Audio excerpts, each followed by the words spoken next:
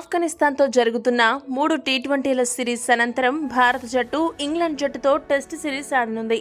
భారతదేశంలో ఇంగ్లాండ్ జట్టు 5 టెస్టులు ఆడేందుకు నెల రోజులకు పైగా పర్యటించనుంది.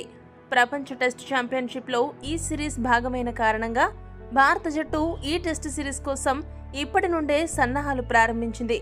అసలే సొంతగడ్డపై జరగనున్న టెస్ట్ సిరీస్ కావడంతో భారత జట్టుకు అనుకూల అంశాలు చాలానే ఉంటాయి.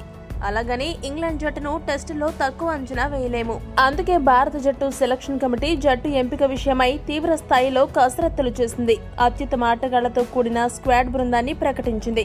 ఎప్పటిలాగే బీసీసీఐ సెలక్షన్ కమిటీ ఎంపిక చేసిన ఈ స్క్వాడ్ పట్ల కొంతమంది సంతృప్తిని వ్యక్తం చేయగా మరికొంతమంది అసంతృప్తిని వ్యక్తం చేశారు. తాజాగా ఈ జాబితాలో భారత మాజీ cricketer dashing opener Virender Sehwag కూడా చేరిపోయాడు.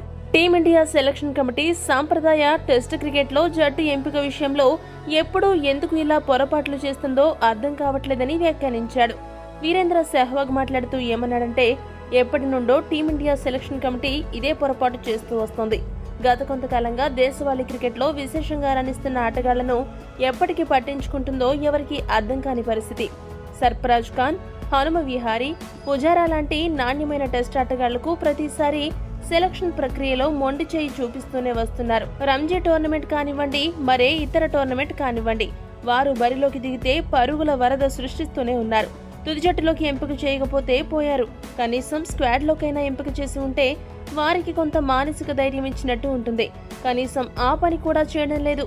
ఇక హనుమ విహారీ సంగతి అయితే మరీ దారుణం. విదేశాల్లో సత్తా నిరూపించుకున్నప్పటికీ కూడా ఎప్పుడూ వట్టి చేతులతోనే మిగిలిపోతున్నాడు. ఇలా అవకాశం ఉన్నప్పుడైనా వారిని ఎంపిక చేయకపోవడం వలన వారి ఆత్మవిశ్వాసం దెబ్బతినే ప్రమాదం ఉందని అన్నాడు. మరి ఈ స్క్వాడ్ పై మీ అభిప్రాయాన్ని తెలియజేయండి. మరిన్ని అప్డేట్స్ కోసం మా ఛానల్ సబ్స్క్రైబ్ చేసుకోండి.